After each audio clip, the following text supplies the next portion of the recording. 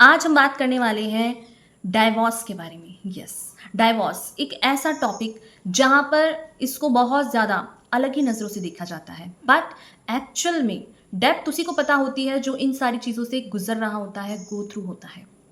तो ये वीडियो ना तो आपको डाइवोर्स के लिए प्रेरित करने वाली है और ना ही आपको उस रिलेशनशिप के रहने के लिए प्रेरित करती है जिसमें आपको खुद को बचाना ज़्यादा इम्पॉर्टेंट है। तो आज हम बात करेंगे डाइवोर्स के बारे में कि किस सिचुएशन में आपको रिश्ते को मौका देना चाहिए और किस रिश्ते में आपको खुद को बचाना ज़्यादा इम्पॉर्टेंट है।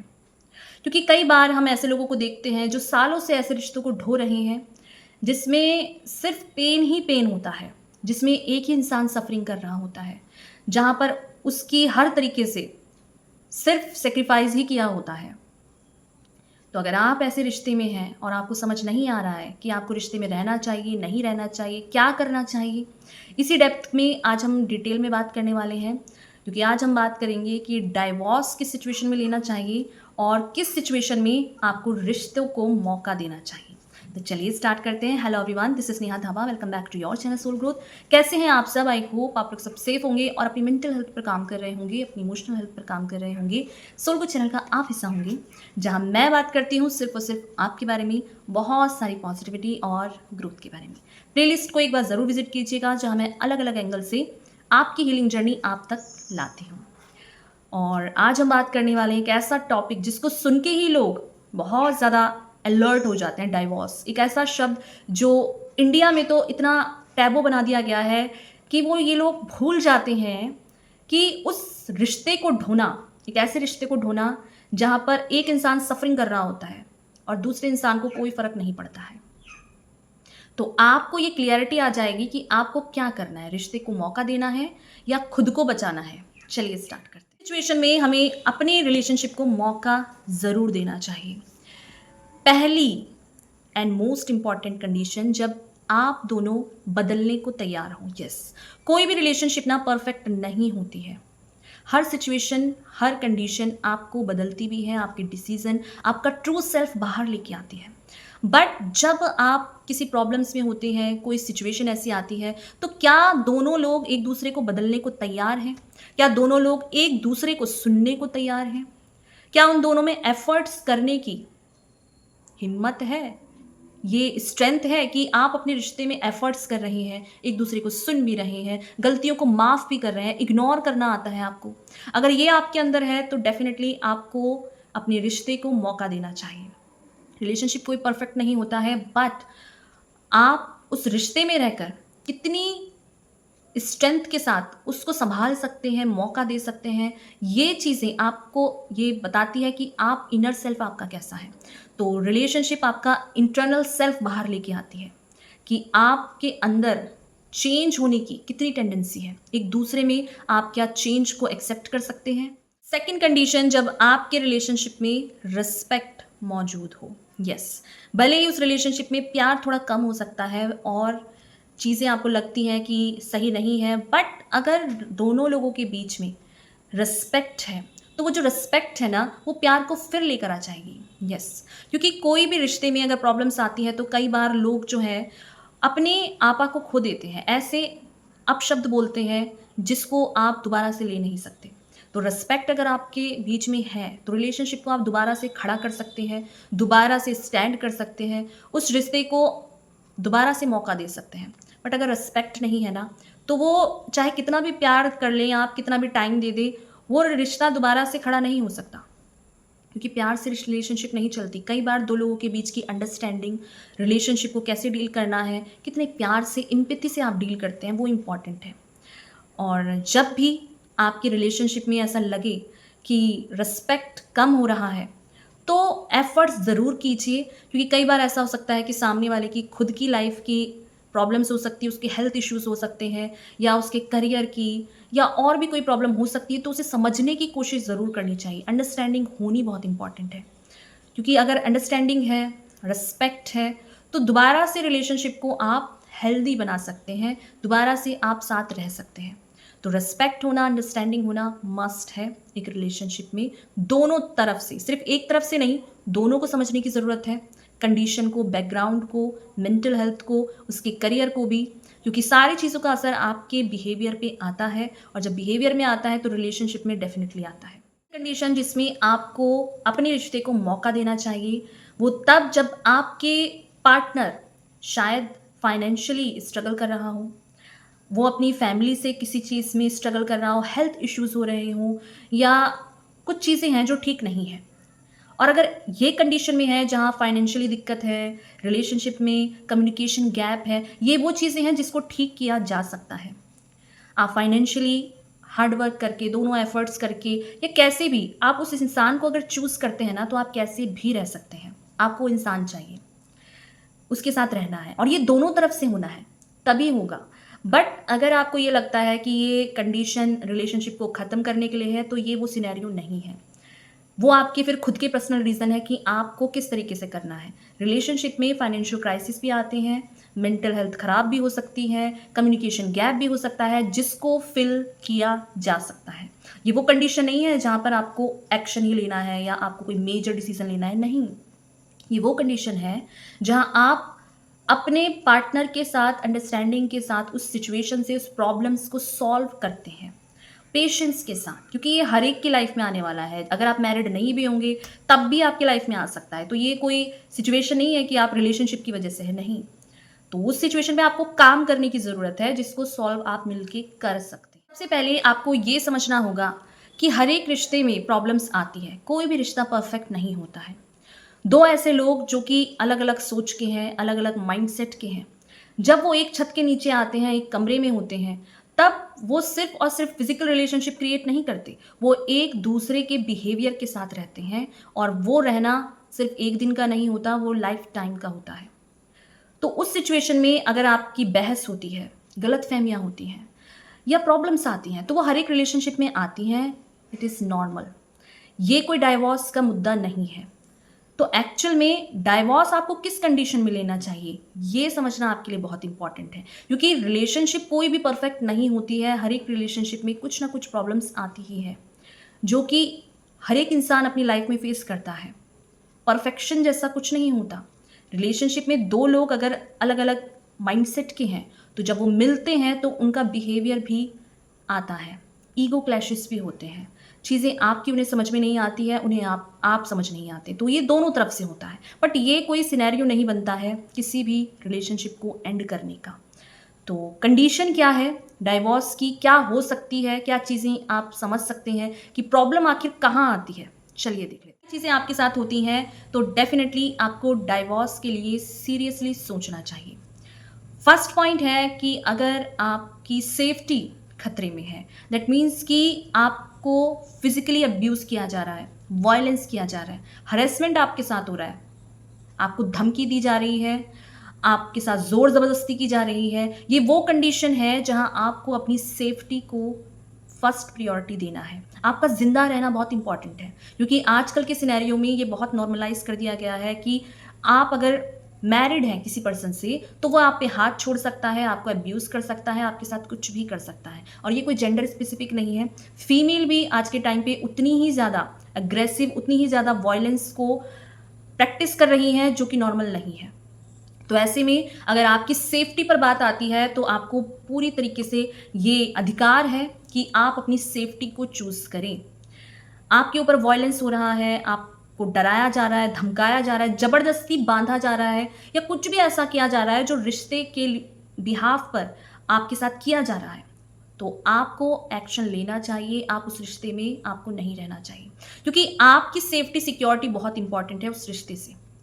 आप अगर सही रहेंगे, आप अपनी लाइफ में अगर सही रहेंगे, जिएंगे, तभी आप किसी भी रिश्ते को जी सकते हैं, किसी भी रिश्ते में रह सकते हैं। बट जिस रिश्ते में रिस्पेक्ट नहीं है, प्यार नहीं है, सिर्फ हर दिन आपको वायलेंस मिल रहा है, आपको अब्यूज़ किया जा रहा है, हर तरीके से आपको डोमिनेंट किया जा रहा है ना, तो ये वो कंडीशन है जहां आपको एक्शन लेना है अपने लिए, अपने अधिकारों के लिए, अपने नॉर्मल ह्यूमन राइट्स भी ये कहता है कि जब आपके साथ कुछ ऐसी चीज़ें होती हैं, चाहे वो किसी भी रिश्ते में हो, तो वो नॉर्मल नहीं है।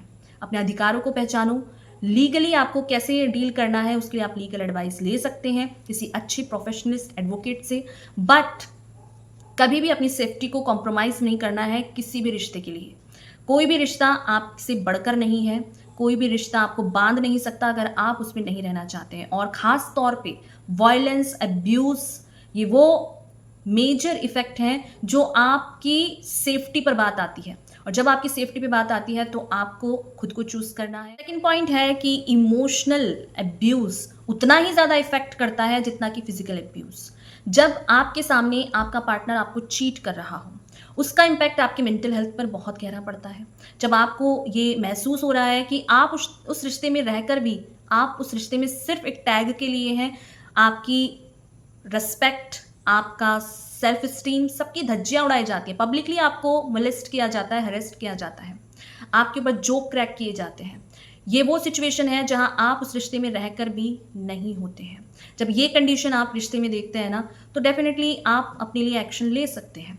क्योंकि जब बात-बात पर आपको डिवैल्यू किया जाता है, नेग्लेक्ट किया जाता है, इसका असर आपकी मेंटल हेल्थ पर बहुत गहरा पड़ता है। आपको एंग्ज़ायटी, डिप्रेशन, बहुत ज़्यादा ऐसी प्रॉब्लम से गो थ्रू होना पड़ता है जो कि नॉर्मल नहीं है, जिसको नॉर्मल कर दिया जाता है। तो इमोशनल अब्यूज़ भी उतना ही ज़्यादा इफ़ेक्ट देता है आपको जितना कि फिज़िकल अब्यूज़। जबकि फिज़िकल अब्यूज़ तो आपको दिखता भी है, इमोशनल अब्यूज़ सामने वाला करके निकल जाता है बट उसको कोई फ़र्क नहीं पड़ता। तो आपको भी फ़र्क नहीं पड़ना चाहिए, आप भी अपने लिए स्टैंड ले सकते हैं। जिस रिश्ते में सिर्फ़ खोखलापन हो, जिसमें नाम का टैग हो, जिसमें आपका होना ना होना एक बराबर हो, तो ऐसे में आप बिल्कुल एक्शन ले सकते हैं और ये आपकी फ्री विल है। कोई आपको फ़ोर्स नहीं कर रहा है कि आपको करना है, ये आपके खुद के डिसीज़न है और आपको पता होना चाहिए कि आप उस रिलेशनशिप में कितनी सफ़रिंग झेल रहे हैं। अगर आप सफ़रिंग झेल रहे हैं तो आप अपने लिए, अपने अधिकारों के लिए, अपनी सेल्फ एस्टीम के लिए कोई भी एक्शन ले सकते हैं जो आप लेना चाहते हैं। पॉइंट है कि जब आप ही उस रिश्ते को बचाने की कोशिश कर रहे हो, सामने वाला को कोई एफ़र्ट्स ना हो। येस, रिलेशनशिप ना हमेशा 2 लोगों से चलती है, बट कई बार एक तरफ़ा रिलेशनशिप को हम ढो रहे होते हैं, उसमें सफ़रिंग कर रहे होते हैं, जहाँ आपको अकेले ही सब जगह जाना है, जहाँ आपको सारे काम खुद से करने हैं, जहाँ उस इंसान का कोई रोल है ही नहीं। उस इंसान को सिर्फ़ आपसे फ़िज़िकल नीड है, वो नीड पूरी करेगा और चला जाएगा। बट आपको उसका इफ़ेक्ट अपने ऊपर दिखता है। आपको ये समझ में आने लगता है कि सामने वाले को आपकी ज़रूरत है ही नहीं, क्योंकि उसकी वो नीड तो बाहर भी पूरी हो रही है। और ऐसा होता है। ज़्यादातर रिलेशनशिप में आपको मजबूर किया जाता है रहने के लिए, चाहे वो आप पे वॉयलेंस करे, चाहे वो आप पे चीट करे, चाहे वो आपका अब्यूज़ करे, कुछ भी क्यों ना करे। फिर भी अगर आप एफ़र्ट्स कर रहे हैं, फिर भी आप उस इंसान के साथ रहना चाहते हैं या कुछ भी एनीथिंग आपकी तरफ से जितने भी एफ़र्ट्स हो रहे हैं, बट सामने वाले को अगर गंदगी चूज़ करनी है, उसे अगर आपके साथ नहीं रहना है, तो आपको भी ऐसे लोगों के साथ अपनी लाइफ़ को स्पेंड नहीं करना चाहिए, क्योंकि यहाँ पर आप इन लोगों को कभी खुश नहीं कर सकते। रिश्ते में चीट होना आपके साथ वो धोखा है जिसको अगर आप बार-बार बर्दाश्त करते रहेंगे, तो आपको वो समझेंगे कि आप मजबूर हैं इस रिश्ते में रहने के लिए। तो अगर आप ही एफ़र्ट्स कर रहे हैं हर तरीके से और सामने वाले से ज़ीरो एफ़र्ट्स हैं, तो आपको अपने लिए स्टैंड लेने का अधिकार है। आप अपने लिए सोच सकते हैं कि आपको क्या करना है। पॉइंट है जब आपके रिश्ते में ट्रस्ट ख़त्म हो जाए। यस, किसी भी रिश्ते को चलाने के लिए ना ट्रस्ट एक फाउंडेशन है। एक ऐसा ट्रस्ट जो कि हर तरीके से रिश्ते को मजबूत बनाता है, बट वही रिश्ते को खोखला कर देता है झूठ, बिट्रेयल, चीट। जहाँ इंसान अपने ही पार्टनर की बुराई पब्लिकली करे, लोगों से जाके करे, अफवाहें उड़ाए, गॉसिप्स करे आपके बारे में या आपका खुद का पार्टनर। जब ये सारी चीज़ें कर रहा है ना, तो उस रिश्ते में रहने से सिर्फ मजबूरी ही होती है जिसमें आप रहते हैं। और ये वो कंडीशन है जबकि ट्रस्ट नहीं है, आपको पता है कि सामने वाला बार-बार वही चीज़ें रिपीट कर रहा है, वही चीज़ें कर रहा है, आपको धोखा देता है, झूठ बोलता है, ऐसे लोगों के पास जाता है जो चीज़ें आपको नहीं पसंद। तो ये रिश्ते में रहना आपके लिए थोड़ा-सा मुश्किल हो जाता है क्योंकि आप सर्वाइव नहीं कर पाएँगे। आप अगर ऐसे हैं तो आप शायद सर्वाइव कर भी जाएँ, बट जब अगर आप ऐसे नहीं हैं, आप पूरा एफर्ट्स डालते हैं डेडिकेटेडली अपना टाइम हर चीज़ से रिश्ते को बचाने की कोशिश कर रहे हैं, बट सामने से सिर्फ़ धोखा, सिर्फ़ झूठ, सिर्फ़ चीट ही मिल रहा है, तो ऐसे रिश्ते में आपको विचार करना चाहिए कि आप कैसे डील कर रहे हैं और आपको क्या एक्शन लेना है। आपको पूरा अधिकार है कि आप इसमें अपने अधिकारों को याद दिलाएँ कि आप उस रिश्ते में मजबूर नहीं हैं, आपका अधिकार है उस रिश्ते में रहने का और ये अधिकार आपसे कोई नहीं छीन सकता। इस चीज़ के बारे में आप उसको लीगली भी समझा सकते हैं और अपने तरीके से आपको जो सही लगे, गलत को गलत और सही को सही, आप बिल्कुल कह सकते हैं। पॉइंट है, इस साइंस को लोग पूरी तरीके से भूल जाते हैं, नॉर्मलाइज़ कर देते हैं और ये बात ना बहुत देर में समझ में आती है कि आपने जिस रिश्ते में इतना एफर्ट्स किया, इतना टाइम दिया, इतने साल दिए, एक्चुअल में उस रिश्ते में आप कभी थे ही नहीं, आप उस रिश्ते को ढो रहे थे। दैट मीन्स कि आपकी वजह से वो रिश्ता था। आप ही हर जगह कॉम्प्रोमाइज़, सैक्रिफाइस, एफर्ट्स, टाइम सब आपकी तरफ से थे। सामने से तो कुछ भी नहीं था। और ये ना बहुत टाइम बाद भी लोगों को समझ में आता है कि आपने तो अपनी लाइफ जिया ही नहीं। हैप्पीनेस क्या होती है, आपकी चॉइसेस क्या थी, आपको कलर कौन सा पसंद था, आपको क्या खाना पसंद था, सारी चीज़ें आप भूल जाते हैं, आपको पता ही नहीं होता। तो पूरी लाइफ को स्पॉइल कर देना, ये ज़्यादा समझदारी मैं नहीं समझती हूँ, क्योंकि यहाँ पर आप खुद अपने आप को इन्वेस्ट नहीं करते, आप अपनी लाइफ को इन्वेस्ट करते हैं। तो ऐसे में आपको खुद को चूज़ करना चाहिए, अपनी हैप्पीनेस को भी प्रायोरिटी देना चाहिए, क्योंकि जब आपको पता है कि सब कुछ करने के भी बाद आपको सिर्फ ज़ीरो एनर्जी मिलती है सामने से, तो डेफिनेटली आपको खुद को चूज़ करना चाहिए। आप हर दिन फेयर, फ्रस्ट्रेशन और स्ट्रेस से गुजरते हैं ना, तब आपको रुक कर अपने आप से ये क्वेश्चन पूछना चाहिए कि ये जो रिश्ता है, ये मुझे एक बेहतर इंसान बना रहा है या ये वो इंसान बना रहा है जहाँ मैं खुद को हर दिन खो रहा हूँ, सैक्रिफाइस कर रहा हूँ। तो ये क्वेश्चन आपको खुद से पूछना चाहिए, जिससे कि आपको क्लियरिटी आएगी कि आपको क्या करना है। अगर इस सिचुएशन में अगर आप एक स्पिरिचुअल एंगल देखें, तो स्पिरिचुअल एंगल से मीनिंग हमारा ये है कि लोग ये समझते हैं कि जो स्पिरिचुअल लोग होते हैं वो कमज़ोर होते हैं, उनको किसी को कुछ कहना नहीं चाहिए। अगर आपके साथ गलत भी कोई कर रहा है तो आपको सह लेना चाहिए। स्पिरिचुअलिटी का मतलब ये नहीं है। स्पिरिचुअलिटी का मतलब ये है कि आप अवेयरनेस में हैं कि क्या सही है, क्या गलत है, कहाँ अन्याय हो रहा है और कहाँ आपको गलत के लिए आवाज़ उठानी है। ये टेंडेंसी जब आपके अंदर आती है ना, तो एक्चुअल में आप एक स्पिरिचुअल पर्सन है। स्पिरिचुअलिटी आपको प्यार सिखाती है, काइंडनेस सिखाती है, फॉरगिवनेस सिखाती है और कई हद तक अपनापन और एम्पैथी सिखाती है। रिलेशनशिप की बॉन्ड ही स्पिरिचुअलिटी है। बट वही रिश्ते में जब झूठ, धोखा, हरेसमेंट, वायलेंस, अब्यूज़ आ जाता है ना, तो वहाँ पर स्पिरिचुअलिटी आपको वो ताकत भी देती है कि आप इनजस्टिस के लिए खड़े हों। ये बहुत इंपॉर्टेंट है कि लोगों को गलतफ़हमी होती है कि जो स्पिरिचुअल लोग होते हैं, वो गलत के लिए आवाज़ नहीं उठा सकते। स्पिरिचुअल लोग बहुत ज़्यादा स्ट्रॉन्ग होते हैं। अगर आप स्पिरिचुअली स्ट्रॉन्ग हैं ना, तो आप गलत को कभी बर्दाश्त करेंगे ही नहीं। ये टेंडेंसी, ये स्ट्रेंथ ईश्वर आपको देते हैं। ईश्वर आपको उन रिश्तों की सच्चाई दिखाते हैं जो आपके लिए सही नहीं होते हैं।